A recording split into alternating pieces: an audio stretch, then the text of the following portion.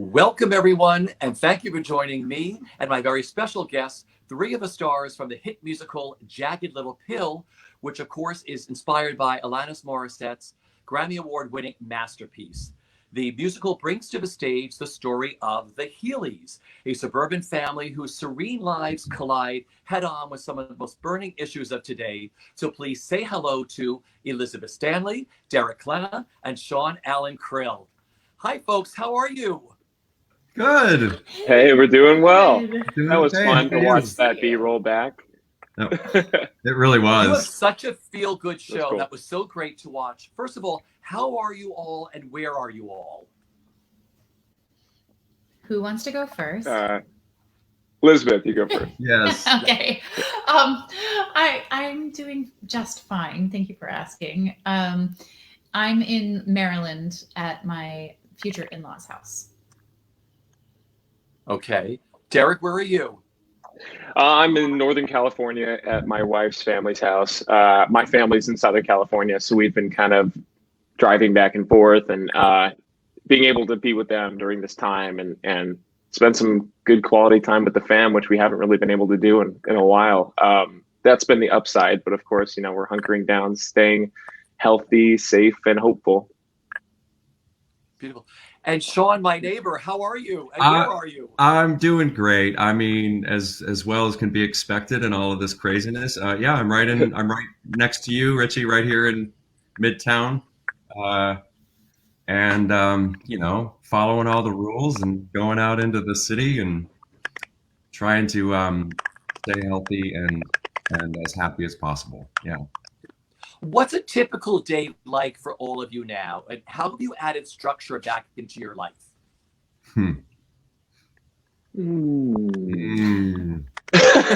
Structure is such a loose term. I will say though, like a nice thing is that I feel like Charlie, my fiance, and I have had dinner together almost every night, and then like we're watching The West Wing, so like we do that almost every night.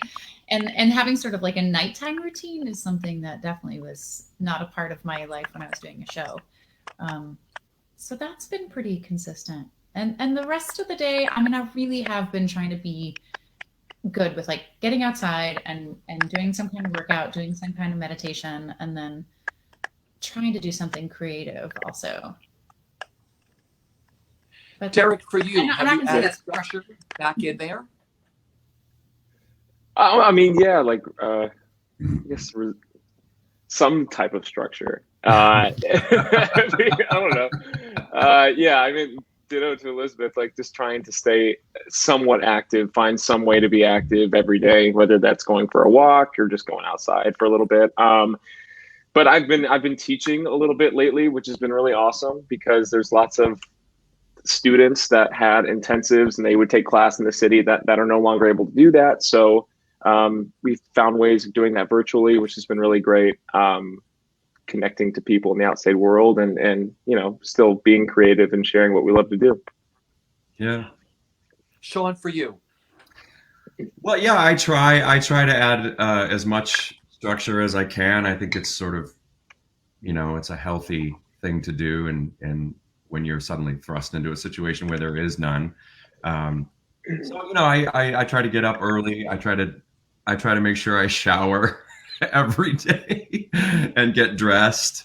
That is the thing. It's like, do I shower today? Does it matter? Does it matter? What am I gonna see? Do I stay in my sweats all day long? For me, it's hard for me to feel really, I don't know, just happy if I'm not actually getting myself ready. And so I try to do that. I try to exercise at least a little bit every day, whether that be coming into right over here. Actually, we have a little workout section of our bedroom, or I'll go for a long walk and things like that.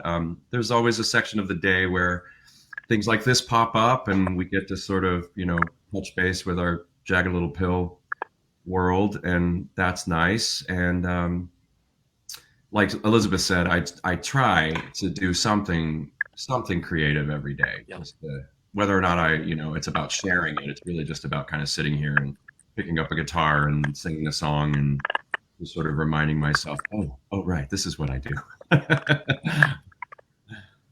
Because everything shut down on March 12th. I mean, what was that day like for each of you, and how did you all find out that Broadway was shutting down? I'll start because I was actually one of the first ones in our cast to get sick or have COVID and test positive for it. I was actually out of the show 3 days prior to the shutdown. My last performance was Sunday, March 8th or 9th, and then I was actually out Tuesday, Wednesday, and then would have been Thursday. So that was kind of bizarre, like leaving Sunday, having no idea, and then not being back to the theater, and then just not doing the show again, and then having to somehow get some things from the theater afterwards. It was, I think, abrupt for all of us. They started limiting stage door interaction that previous Friday or Saturday. And that's when we knew like things were getting serious. But up until this point, other than 9/11, Broadway had only shut down for a couple days. So we were all under the understanding they were like, there's no way that Broadway is going to shut down for an extended period of time. And if we do, it's only going to be for a day or two, because Broadway, the show must go on no matter what. Broadway keeps, persevering and pushing forward. So it was a shock, especially that the shows were going to be canceled for the remainder of that weekend. But to go on to the extent it has is unprecedented. It's crazy, but we're all just trying to keep the strength, stay positive, and we're lucky to be in a show that is in a good position to come out of this stronger and looking towards a bright future, which not a whole lot of shows are able to do. So we're really lucky to be in such a great company and under great leadership that are our producers, for sure. So you had it, Derek. Did you hunker down here? I mean, how long did you have it for also? Yeah, I started, I was out that week. I had the fever from Monday to Thursday, Thursday the 12th. And then my fever broke that day. And that's when I lost my taste and my smell. And my taste and my smell were gone for about another week. And then they slowly started coming back over the course of like a week and a half. But the whole feeling under the weather and going through the symptoms of it all lasted, I would say, 3.5 weeks. And then after my fever subsided, we made sure to wait 3 weeks before we traveled anywhere. Luckily, my wife never showed any symptoms, which was really bizarre because we shared the space the whole time. But that's kind of the thing with this disease is there are so many unknowns. There are so many different variations. Some people have, now that we've seen how severe it can be, I'm lucky that I did have more of a mild case of it, but it's scary. We just quarantined properly. I found out the Sunday, the 15th is when I actually found out that I tested positive, and I was able to take a test on March 12th. And then, various members of our community started to come out and say that they had it. And it's just one of those things. Even people that weren't showing symptoms were carriers. So we all just have to be careful, stay inside. Don't think that, we can get away with too much walking down the street or even going to like the grocery store. The unknowns of the disease and how it's traveling from one person to the next is kind of scary, but we've been lucky so far. My families have been healthy and staying well, so that's been really positive. Wow. How about you guys? Because were you able to connect with anybody, Derek? Were you able to connect with other people who had it that sort of helped you, like what you were going through one week, someone else was going through another week, or because you were at the beginning of it? Yeah, I was in the beginning of it, and there wasn't people weren't being so as vocal about their experience at that point. And I think it was a little bit of a gift and a curse to have it so early and not really know the extent of it. From my understanding and my experience with it, it was just a combination of like a really bad cold flu combination. I had all the aches and pains and fever that goes along with the flu, but then I also kind of had like a sinusy headache that I would have with a sinus infection. So it was a hybrid of the two. Luckily, I never had any of the breathing complications that can get really scary. So I was able just to kind of rest and get better and do all the things that I normally would do when I'm feeling that way. And luckily I was able to overcome it in a shortish period of time, but it was bizarre. And after the fact, I was like, oh my gosh, I'm so lucky with the case that I did have compared to how bad it can be and how other people have been experiencing it. But after about a week or two, when more cases started to come out and other members of our cast were dealing with similar situations, we were more vocal about talking about our experience and how to get help, because that's another thing, is none of us really knew where to go to get tested. And early on, testing was so few and far between, and the guidelines that you had to pass to even get tested were so severe. Like, no one had knowingly been in contact with anybody that had tested positive, because there weren't a lot of people that tested positive at that point. And we are in contact with people coming in and out of the country every day. So that was another thing. It's like, we didn't meet the exact guidelines that they had set at that time, but luckily we were all sharing resources, sharing our experiences, and able to help each other however we can. And you're totally fine now, right? Yeah, totally fine, which is great. I actually got the antibody test recently, and I do have antibodies, which is a relief. I'm not totally out of the woods, but it's nice to know that, like, I won't be sleeping and breathing it all the time, which is good. Elizabeth and Sean, did you get tested at all, knowing that it was running through the company? I thought about it, and I contacted my doctor, because I was very ill for most of the month of February. But unfortunately, at that time, it just, in our country in general, it kind of wasn't in the zeitgeist yet to go out and get tested. So I actually missed a couple shows because I lost my voice, and I was feeling really terrible and really just fatigued constantly. And so I'm fairly certain that I had it, especially considering that so many other people in the company that I came in obviously close contact with tested positive. But by the time everything shut down, I was on the mend, and the guidelines then were, if you're feeling okay, then you can't get tested. You have to be, there were certain things, the symptoms that you had to have before they would test you, because they were so rare and precious, the tests at that point. So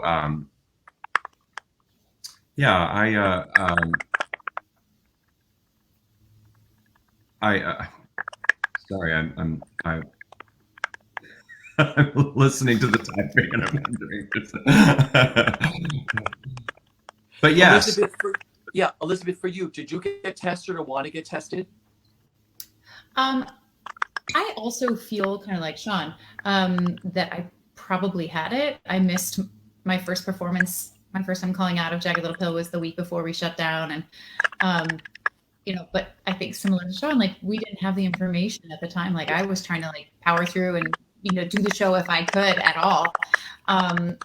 Which now I feel horrible thinking, like, I probably had it. I was probably one of the many people in our theater who was a carrier. But yeah, at the time, like, as soon as testing became available, I didn't feel like I was a person who should be rushing to get one of the few tests that were, around.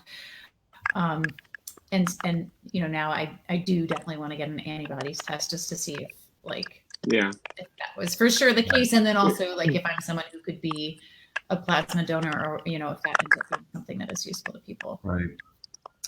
Yeah, I'm getting an antibody test in a week, just to make sure, like Derek said, I know it doesn't necessarily tell us a lot now, but it is at least more information. And I think that there's always, strength and power and a little bit more, every little bit of information we can get right now. Yeah. But the 12th was a strange day. That, back to your original question, the 12th was a really weird day. I got up very early that day, and I was taking the night off. It was one of my first sort of personal days to take the night off from Jagged Little Pill to go see my dear friend Abby Mueller open in 6.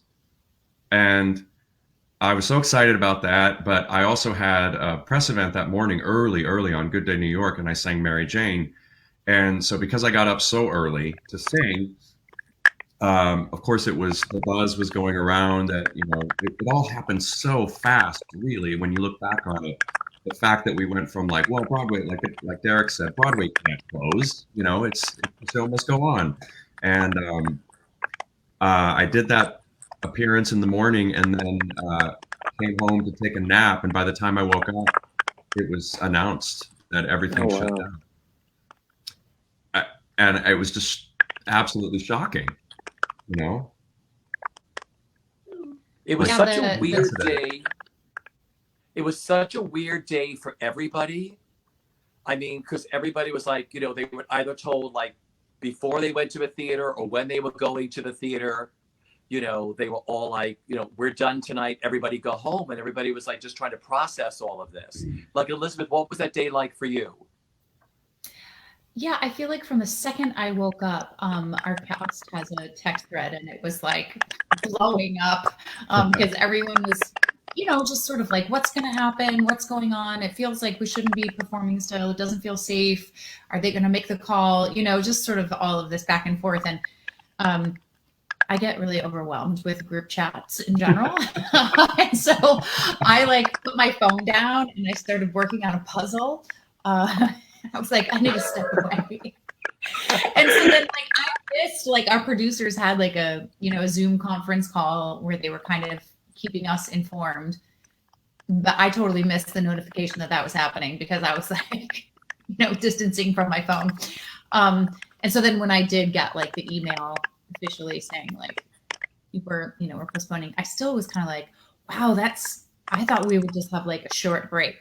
I naively was like, well, they're really being cautious. So they're taking a lot of time off. They're really shutting us down for a while. And now I'm like, oh. But then, they allowed us to go to the theater and grab some essentials from the dressing room, which I did, which was nice to have a moment there to sort of make peace sort of with what was happening. And to, I ran into a few people there, of course, and just sort of share that moment with the people that are in the show together. I'm grateful to have had that time. I want to ask you, what has made being a part of Jagged Little Pill so special for all of you? Wow. It is. It's so special. I don't think I've ever been in such a collaborative show in this way. I mean, we have our principals and ensemble, but I've never felt like being in a show that requires such a team effort.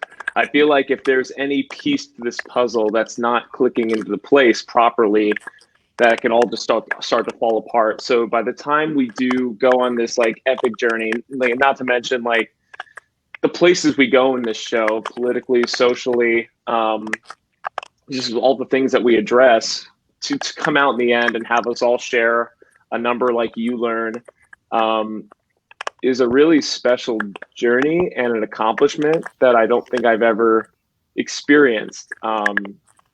Just the feeling of making it through all that and coming out the other side on such a positive note and with such gratitude and appreciation for what we get to do every day, the story we get to share, and that we all get along so well, that we all really did this together. It's a show that we built from the ground up, and so many people in the company have been with it for such a long period of time that there's an extra piece or extra bit of sentimentalness to the experience every day, which I have found kind of unique and rewarding. Yeah. Elizabeth, for you. I was just answering this question. Somebody else asked me this just yesterday, and it's impossible to choose because it the one thing, it's been such a bounty of wonderful, abundant blessings. It feels really special to me and unique to this piece that it's a show that is not afraid to participate in the conversations that we're having in this current moment in our lives. And So that feels kind of bold and fresh and contemporary, which is, I think, really exciting to be a part of something that feels so now and for some people maybe a little bit uncomfortable, but ultimately I think is what we're all longing for, is to like how to process our world, and this show feels very special in that way. Sean, for you. As I second everything they said, I appreciate so much our show's earnest, honest quality in the collaborative effort we all put into it. Everyone giving so purely, so passionately, so compassionately to the storytelling. I appreciated and still appreciate so much the fact that above and beyond sometimes even making sure it was a good Broadway show that would sell, above and beyond that was to tell these stories truthfully and honestly and with respect to anyone out there that might have dealt with such issues. And I'm just so proud and grateful to be a part of that. Yeah. You know, Alanis's Grammy Award winning album is a masterpiece. And, you know, I have spoken to many fans because I've seen your show numerous times. Everybody knows this album of every age. I mean, it's interesting that this was an album that was sort of like, you know, a part of everyone's lives. How personal was this album to each of you before you started working on this show? Sean? I mean, this is a question we get asked a lot, and I love it because this album was, Alanis and I are about the same age, and so it was just so formative for me. I was in my early 20s, and it was new and different, and her voice is so unique and strong, and it's just beautifully the messages, the issues she addressed at such a young age are still just so universal. And it took me through, you know, so many eras of my early life, and just sort of ushered me through and helped me with my anger and helped me with, you know, it ushered me through falling in love with someone. It ushered me through a breakup. It was just so unique and so seminal. It was extremely formative for me, that album. Yeah. Oh, I love that, Sean. Yeah, for me, I definitely have so many. For me, my memory is like learning to drive. So it, like, the album always reminds me of that sort of freedom that you have when you're like in the car for the first time without parents, you know, whether it was me or like my friends. It was definitely like that time in our life. Just being able to turn something up really loud and sing along and feel crazy. But yeah, it's been great to sort of reconnect with it in a deeper way, because I think just where I was at in my life, it was a little more surface, the way I was able to take it in. And so I'm so grateful to have this opportunity to really like do a deep dive and dissect, you know, all the magic that's in there. Yeah. Derek, for you. I was a youngin' when this album came out, so I don't have any very specific memories of you know, how this song impacted me, but because I think a lot of it was over my head at the time. I was like 5 or 6, but I mean, I grew up in Southern California and spent a lot of time in the car, so I did hear this whole album playing on the radio, and you know, there are pieces of music that represent images in your memory and parts of your life. And I do remember we go to the beach a lot. I hear You Ought to Know and Ironic all the time heading to the beach. So I can relate those two together. I mean, her album was definitely a part of like great family times of like heading to the beach for me. And getting to know Alanis and working with her, what has that experience been like? She was so lovely. I got to speak to her numerous times on opening night. One of the sweetest souls I've ever spoken to. What was it like for all of you getting to know her? I mean, this was her foray into Broadway, and her incredible album was being turned into this incredible musical with all of you. What was it like meeting and working with her? I mean, once I got, I mean, it's amazing. She's an incredible soul. She's an incredible, her energy is just so,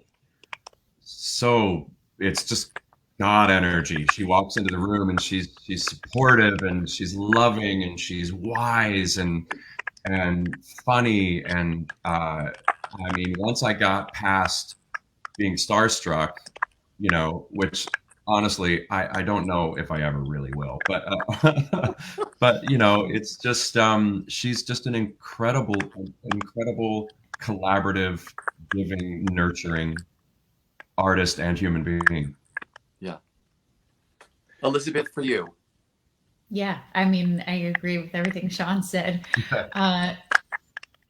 Yeah, so special. I mean, it could have been really intimidating, I think, but she's so generous. Like, I remember the first time that she was in a rehearsal, you know, she's like as far away from me as my computer screen is now, like, you know, listening to us like sing her songs.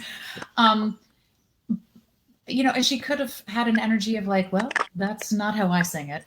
But, you know, she wasn't. It seems like she was like thrilled to have her songs be sung to her and to have them be interpreted in a new and fresh way with this great book by Diablo Cody. And yeah, she's just so generous every time. Like, even, you know, when we performed with her on New Year's Eve, like, that was crazy, but she makes it all seem like casual and normal, and she's just so down to earth and a wonderful example. You know, I feel like I just look up to her so much. Derek, for you. I second both of them. Going back to what Sean said, about how powerful of a presence she has. I remember the first time I talked to her, we were talking about Perfect, and it was amazing for me to hear how it was right after like our first run through that we had finally gotten through the show, and it was the first time that Alanis had seen everything that we'd been working on in its entirety before we were moving to ART. And I remember her saying that everything that she wanted to express on the album and wasn't able to through that music is now fully being, you know, the themes are fully being realized on stage. And that was a huge compliment to us. And we knew that we were doing the right thing, and we could now feel proud of the work we were doing because we got that kind of sign of approval from her.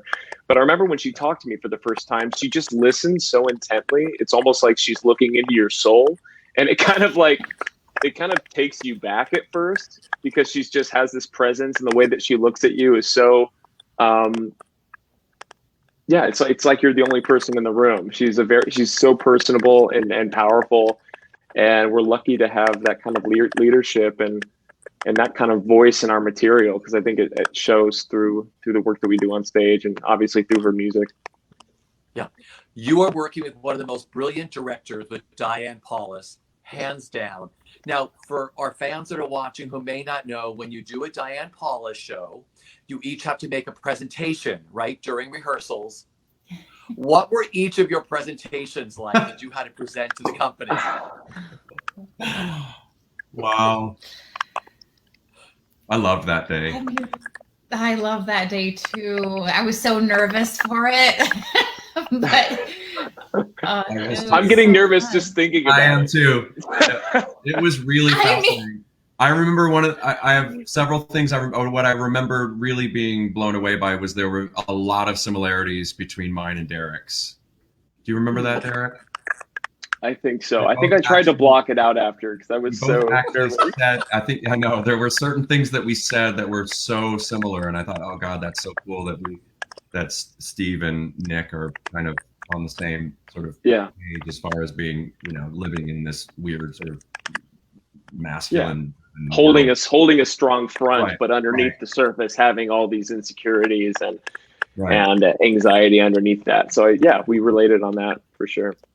Mine was so I'll try to be brief on this, but mine was because there were certain checkpoints we had to hit. You know, there was a list that we had to complete. You know, we had to dance, right? And we have to dance. We had to have an object or a prop, right, and explain what it was. Oh, and music. slap. Didn't we have to have music? You had to have music. Yeah. So mine was I was in my home office, and I remember it was that Steve was possibly, you know, looking at porn, sneaking into his office, but ultimately a song came on, which was at the time so unsexy, or so pure, and at the time that song wasn't in our show at all. So I like to take credit for the fact that So Pure is now in Jagged Little Pill. But that aside, yeah. So then Steve ended up like doing his dad dance alone in his office, and but there was a whole presentation about, because there was direct address, I think, that had to be included, and there was a presentation basically that was mostly about the pressures of his specific existence and situation. Yeah, Elizabeth, what was yours? I mean, it's sort of dark because the character is dark, but well, she's going through some, you know, things. But so mine was a sort of like bedtime story / lullaby that I was singing to Frankie when she was a baby, and so in that, like, part of the assignment is also you have to, what's something about you that no one else knows, and so I was like revealing to her, you know, how I had an abortion as a result of my sexual assault, and that I could never reconcile that with God, and that I felt like finding her in the adoption was like, she was the child I was meant to, you know, be connected with and have. Yeah, and so then all the, you know, the actions of dance and lullaby and all of that were like to the little infant Frankie. Beautiful. Derek, for you. Honestly, I've been trying to think about what I did this entire time, and You remember what your middle name was? I'm listening. I'm like, wait, what? Didn't you say we like said our full names and everything? I remember my middle name is Augustine, Stephen Augustine Healy. Oh, I don't know, because I joke around. I joke around about Nick's middle name so many times that I don't even. Is it like Juniper or Johannesburg? I don't know. I don't know if I was. I don't know if I was like messing around for this, because I didn't want to like. I wanted to take it seriously, but later on, I think it was Juniper or Johannesburg. No, I pretended like I was like class president, accepting like an award or giving a speech to the class, and it started out super confident, and then as it went on, I started to like sink inside myself a little bit. So I think that was the premise of my presentation. Because I've spoken to everybody who's done a Diane Paula show, and everybody has said it's the scariest thing, but it's also something that unlocked something for them once they got past that. Was it the same for all of you? It was the most fun getting to see where everyone's mind went, because so early in the process, we had new members to the company. We had, you know, friends and company members that we hadn't seen in a long time. So it was really fun to see where people would go. And it was so eye-opening to know how many brilliant, amazing, creative people we have in our company. I think that was like, after that experience, we're like, you guys are all badasses. Like, pardon my French, like, we're surrounded by really creative, smart, talented people. And that was really exciting to have that right off the bat springboard everyone's relationships, and it bonded us deeper and made us excited to kind of get to work. You have one of the most amazing fan bases with this show. I mean, what is one of your favorite fan stories? Because I know many people come back to your show over and over and over and just fall in love with the story, the songs, and all of you. Favorite fan story for each of you? Oh, man. Wow. Well, sorry, go ahead, Elizabeth. Thanks, John. I think I had a night at the stage door where there was a mother and daughter who were really, you know, eager to see me and take a picture, but they didn't have a lot to say. Which sometimes people have a lot to say, but they were kind of like, thank you, and I signed and kind of moved on to the next person, and then they walked away, but then like the daughter came back up to the line, And she said, I didn't want to say this in front of my mom, but like the things that your character goes through, my mom has gone through. And this was like a really, really special show for us to see together. And so that, I think when people share those kind of personal moments, they're things that I won't forget. Mm-hmm. Sean, for you? Same as those very personal things that I it's hard to pick out one, because for me, in my role in the show, what often ends up happening is I get these sort of men walking up to me, encouraged by the show, which I love, encouraged by the show to sort of open up and tell me how it made them feel. But they're, for whatever reason, not used to doing that, you know, so they kind of shyly, very meekly come up and say like, thanks, man.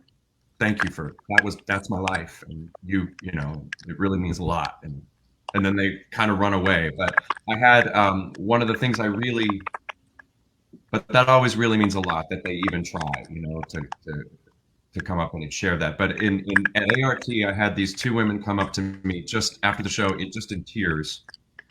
And one woman said,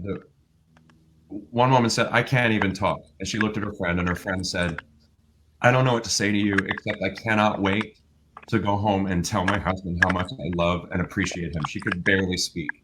And I said, good, do that.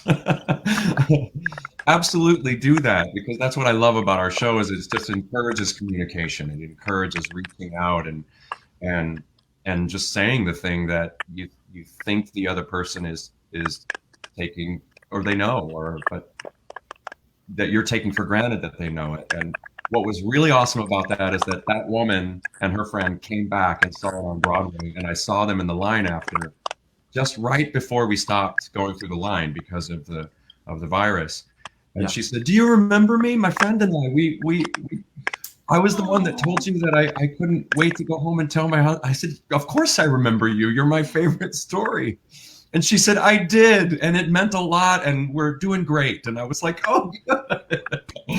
So, I mean, that's a really amazing, you know. That's beautiful. Derek, for you. Yeah, I mean, it's like they said, just some of the fan experiences at the stage door. I've had some younger kids that are either in high school and college come up and say like, that's my life. Like, thank you for expressing the pressures of being perfect and maintaining a certain level of excellence the way you did. So that meant a lot, that people were able to connect to that side of Nick. I've also had some women that have come up and said that they appreciated the portrayal of not, you know, because people never talk about the bystanders and the witnesses. They always talk about the aggressor in an assault and the victim. But there are way more people that have been witness to these things. And I think that's a cool part about our show. And it's a cool opportunity that my character gets to express is the responsibility of that party, of the bystanders. So I have had women, old and young, come up and say like, thank you, that was really important, the way that you were portraying that, and to shed light on that side of the situation, that it's not all the responsibility of the aggressor or the victim, that the people that are surrounding them have to step up and do that and support the situation and support the victim. So that means a lot to me, and my character walks a very fine line in the show. So it meant a lot that people were seeing what Nick was trying to do and what Nick was trying to accomplish in a positive light. So that meant a lot. That is just so beautiful. But I mean, you know, because what I also love about what you all do in this show is none of you have done anything like this in your career before. You are pushing the emotional boundaries. I mean, none of you have done these type of roles. You're all so phenomenal at what you do. How emotional is this afterwards? Like, how do you come down after this show? Elizabeth? I I'm actually pretty tired. um, I- yeah, You have I mean, have like, such a physical and emotional journey. I mean, Yeah. Elizabeth is a beast. Just to say. Just saying. Thanks. No, Beast mode. but yeah, no. So people are always like, "Oh my gosh, how do you have to stay up for hours?" And I'm kind of like, "No, I can usually go home and go to bed." Yeah, so it's usually not too hard for me to. But you do have to kind of like leave it behind, and I feel like we've all developed little rituals of just sort of shaking it off or leaving it behind and saying goodnight to sort of the emotional character. But it helps, it's like we're all friends. So I feel like the second we walk off stage, it's like we're there together, we're rallying, we're running to get our wig off, or, there's a routine that it's like very clear that you're stepping back into your own actual life. Yeah. What about you, Sean? Yeah. I same all the same things that she said, but I spend a lot of my time in the show, like I'd say 95% of the show, frustrated and angry and confused, and that does I mostly felt it when we were rehearsing the show, because it was this long process and you sort of just all of us lived in this sort of agita for a long time without sort of having the release that is the finale of our show. You learn, which is hopeful. It doesn't wrap it up in a pretty bow, but it's full of hope, and that always helps at the end of the night running the show. The fact that our show ends with "you learn" is such a gift for us. And but I usually try to take a moment when we're running the show to where I usually apply it to it's a thing that I've always done, where I apply it to a physical action. I turn off a light and say to myself, I'm leaving this here, just so I am mentally and emotionally, spiritually reminding myself that all of that stuff that Steve goes through is not me. So I can just go home and be me and be goofy and all those things. Yeah. Derek, for you. Yeah, I second everything they said. I think having you learn at the end of the show, where we're all basically on stage, being able to celebrate life and this journey that we all are continuing to go on, and reconnecting in that way on stage in such a positive light, really helps kind of transition out of the dark places that we do go to in the show, and help kind of lift your mind off of some of the darker stuff. So that's really helpful.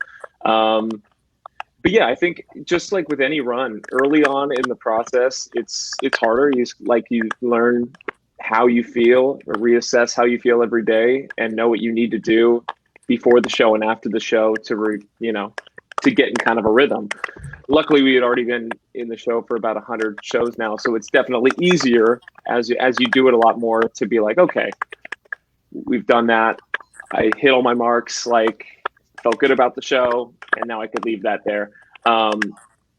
Yeah, I don't really have any very specific way of coming down after the show. I think us just communicating on the way off stage and finding something to joke about on the way up the stairwell on the way to the dressing rooms really helps just kind of separate the two worlds for me.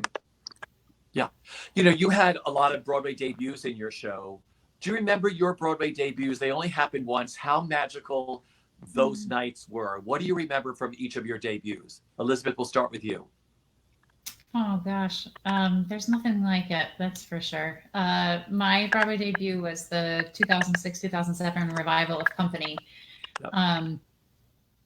I mean, wow. It just, I remember taking my bow and just being soak this in, take it all in, because I think I was very consciously aware of the moment that it was, and that it was a once in a lifetime kind of dream come true. Yeah. Sean, for you. My debut was sort of funny, and I mean, it was amazing for me, but my debut was going into the role of Sam at the Winter Garden in Mamma Mia. And I played opposite Carolee Carmelo, but I was replacing someone. I think I was the third or fourth Sam on Broadway, so So it was ultimately sort of uneventful for the cast because it was a Wednesday matinee, and so my Broadway debut was a Wednesday matinee. But I remember that we decided that I decided for myself that was my dress rehearsal, and that the night show was going to be my actual debut. So then I went out with friends and had a lovely sort of celebratory dinner, and we went out for drinks I think we went to Bar Centrale after, and did it all up. It was amazing, and everyone in the company was lovely. Carolee and everyone. It was very special. Derek, for you. Yeah. My Broadway debut was Wicked. I was lucky enough to be in the 10th anniversary cast of Wicked. It was also the first Broadway show that I had ever seen, so that was kind of a cool full circle moment for me, is getting to do it 10 years later. But it was wild. I mean, it was one of those experiences where I had never replaced in anything before, jumped on a boat that was already sailing. So I was just trying to hold on for dear life. And I remember I blacked out when I was on stage, and when I'd get off stage, I was like, everything's on. The show is still going. I must have not screwed that up. So next scene. And luckily I went into the show with Lindsay Mendez. We had done Dogfight together previously. So having that kind of partner in crime and being able to rehearse with somebody leading up to that was super special. And there was a very specific moment during As Long As You're Mine where we were both kind of going a mile a minute. And then we finally just got to sit there and sing together and have this moment. And both of us in time were that's when everything kind of slowed down, and we were able to be we're doing this. This is happening. We're here. No one's died. Nothing's falling apart. We're accomplishing this, and now we can start to have fun. And we both had a lot of family and friends there, and went to this Italian restaurant on 8th Ave afterwards to kind of celebrate. But it was one big blur, but an amazing experience being on that grand stage and knowing that I had seen that view from the other side about 10 years earlier. That was cool. Because everybody who I've spoken to who's gone into Wicked said the same thing. The whole night is a blur. You're put out there. There's so much going on. The second act happens. You take your bow and you're like, I remember nothing about that. Because it's just there's so much, and it's such a big theater, and it's such a quick show. It's so tight. They maintain the show so well that you're just I just got to hold on for dear life and don't let go. But yeah, it was great. Your show, like I said, touches so many people. There are people who come over and over to see your show. You shared your fan memories. Why do you think Jagged Little Pill touches audiences the way it does? Oh, that's such a good question. Yeah. There are so many things in our show. I mean, people have criticized it because it's dealing with so many issues, but that's one of the things that I love about it. Yeah. Because I think it is one of the reasons why the family struggles so much. It is a very real thing that the reason people are challenged by troubles is because you're not lucky. Life doesn't just give you one problem at a time. And that's why MJ ultimately falls apart, is because there are just too many things. But because there's this wide array of struggles and challenges and these characters, I think it really has something for everyone to connect to, and I think, if I may go back to what I said before, I'm really proud of the fact that the show is so honest and earnest about and respectful about sharing these stories, that I think it speaks to people. I think they feel that when they watch it. This isn't glossy. This is messy, like my life. Oh my God, and I think that's a huge reason, a huge part of why people connect so strongly with it. Yeah. Elizabeth, for you. First of all, I just want to say I'm eating an icebreaker because they remind me of my dresser. Diana would always give these to me in a quick change. So I just popped one in because I needed one. But Diana. I know. Everything Sean said, and I guess expanding upon that, I think the music obviously is like so visceral, and so many people already have a personal connection with it. So it's thrilling to see it reinterpreted and expanded upon. And there are, a handful of characters who I think everyone can see themselves in someone, and probably someone that they love in one of the other characters. And so that, I think, makes it very relatable to like a really wide spectrum of people. Beautiful. Derek, for you. Yeah, just to piggyback on what they're saying, I think since we do touch on so many different levels of society and different types of conflict, assault, abuse, I think we do, turn the mirror around on the audience a whole lot. And I think people are able to see themselves in these characters and these situations, not just because we touch on so many different things that, somebody's bound to latch onto something. But I think the book is so grounded and so relatable. And I know, like, to go along with what Sean was saying, a lot of people are saying like, well, there's just so many issues that we're dealing with.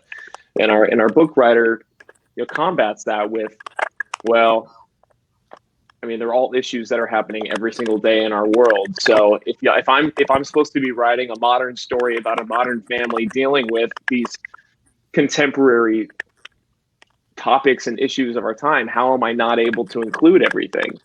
Unfortunately, it's a very complicated world, and we're all just trying to survive and cope with what's going on around us. And I feel like that's one of the morals to our story, and how everyone can relate, is that we all have to overcome obstacles in our life. And I think our show not only exposes a lot of those obstacles and conflict in our world, but ways to cope with that, and ways to heal, and how we can all bond together to help each other heal and overcome things. And I think above all else, it's that's so universal.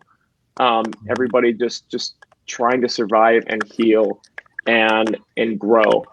And I think our show helps people do that. Yeah. Yeah. Is there a song from the show that you're listening to more now with this pandemic going on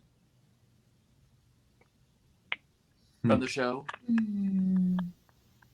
I've been drawn to Hand in My Pocket a lot lately, just because it's a bop.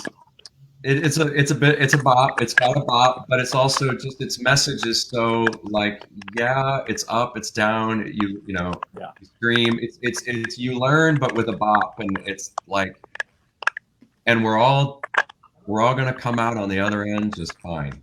We just have to have faith. And yeah, I don't know, that song has been kind of living back here a lot lately. Yeah. Elizabeth, for you. I've been thinking about Smiling a lot, which is one of the new songs Alanis wrote for the show. And, within the context of the show, it's sort of my character's admitting that she's feeling out of control. But I think like the lyrics in this moment are sort of reinterpreted, that like, this is a life of extremes. Both sides are slippery and enticing. It's like, I could just stay in bed in my pajamas all day. That's enticing, or I could be really productive, I feel like that lyric resonates. And also just like, I keep on smiling, I keep on moving, I can't stand still. In the show, it's like, I'm filling my time because I'm distracting myself. But in this moment, I think it feels like I'm just going to wake up every day and I'm going to like do the next right thing and do it again tomorrow, because like life isn't stopping. I can't like call it quits just because this is happening. So I don't know, it's been kind of fun to live with that song through a very different time. I don't know that I would have had that interpretation of it had it not been for this moment. Beautiful. Derek, for you. One of my favorite songs or tracks on the album is Predator, that I've listened to more recently more often, just because it's a number in the show that I'm on stage for, so I never really, and I'm kind of a observer of, so I never get to hear the song and all the components taken out of that situation. And that was one of that really like took me back of how beautiful the orchestration is and how amazing Catherine sounds on the album. Like when we heard the album for the first time, I'm like, gosh, I never get to hear how intricate and beautiful this song is and how different it is from everything else that's happening. So that one really stood out to me, and I love, and also Uninvited. I mean, it's one of my favorite numbers in the show, and the Elizabeth, the way she sounds on the album is just like ridiculous. So that's definitely one of my favorites too. Yeah. I've been Finally, trying to Good.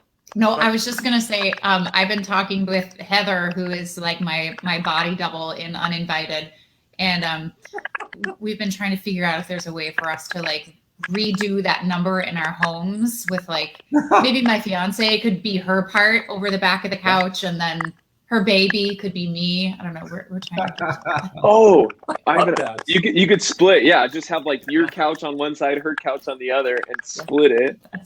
That would be So awesome. stay tuned for some All content. direct. Oh, Okay. totally. My final question for all of you is, what have you learned about yourselves during this staying at home? I'm crazy. Yeah. I don't do well alone.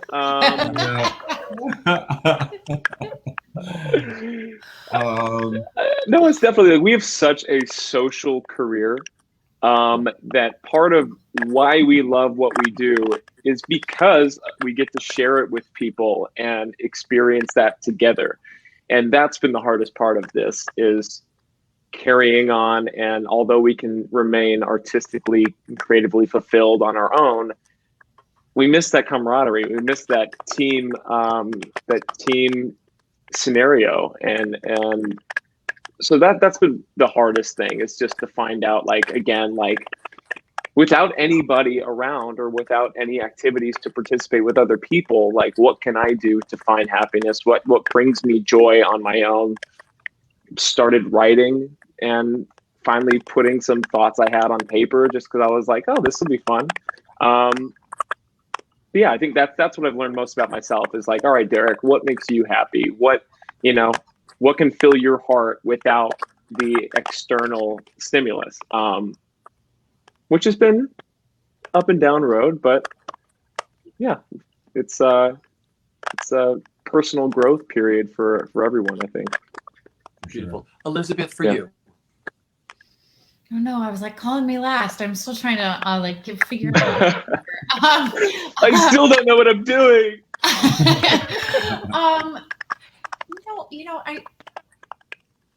I think that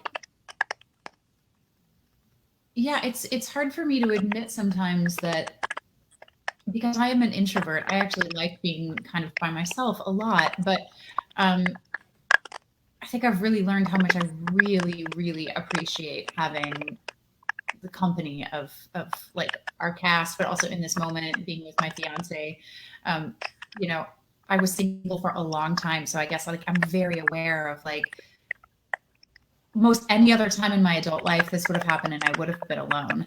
And at first I was like, oh God, I wish I were alone. I know how to be alone.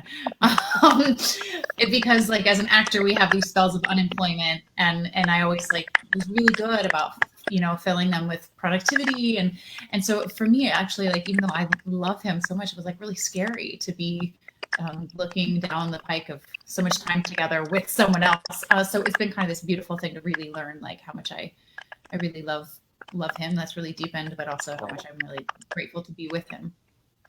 That's beautiful. Sean, for you. It's such an interesting question, Richie. I've learned about myself. What I've learned is that I've always known that I need to try to be a better listener. Like I cherish communication, and I don't know that as I get older in my life, I realize that so much of communicating is actually being a good listener. Yeah. And if you, I guess I'm I feel like I'm learning to take that.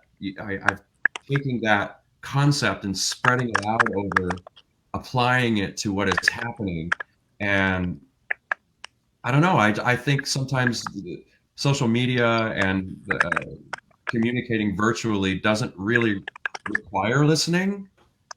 Often, if you just put it out there and then wait. And so I just think there's so much value in, I'm realizing, in actually listening to what people need, what they want, what they're struggling with.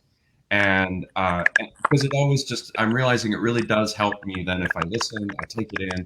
And with my husband, who, like Elizabeth said, you know, we're here, it's just the two of us for 8 weeks now, trying to be a better listener. What does Harry need? You know, like, I just, there's such value in that, and I'm learning that about myself. Like I can always try to just be a little bit less in my own head about things. Yes. I can't wait for the new normal when we all go back, because I think the one thing we're all going to do is totally live in the moment with whoever you're with and not think about tomorrow or 6 months down the line. So I'm really looking forward to when we're all together in a room where we can actually be near each other and focus on each other.